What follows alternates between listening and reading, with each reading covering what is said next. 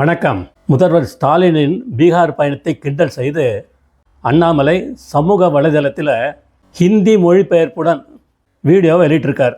அந்த வீடியோ பார்த்தா ரொம்ப நல்லா இருக்குது. அதில் ஸ்டாலின் மற்றும் திமுக முக்கிய பிரமுகர்கள் இதற்கு முன் பீகார் மக்களை பற்றி பேசிய வீடியோக்களின் தொகுப்பு இருக்குது. ஹிந்தி பேசுவோரை தமிழகத்துக்கு வேலைக்கு அழைத்து வந்து பாஜக வளர்க்க பார்க்கின்றனர்.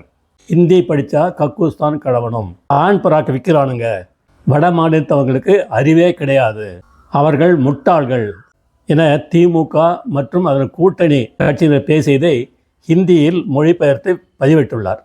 மேலும் பீகாரில் இருக்கும் முதல்வர் ஸ்டாலின் மற்றும் அவரது கூட்டணி தலைவர்கள் பீகாரிகளை பற்றி பேசிய அநாகரிக பேச்சுக்களை இணைத்துள்ளேன். அவற்றை அம்மாநில மக்கள் மத்தியில் மீண்டும் பெருமையுடன் ஸ்டாலின் பேச வேண்டும் என்றும் கேட்டுக்கொண்டுள்ளார். அண்ணாமலை சொல்கிறது 100க்கு 100 கரெக்டு.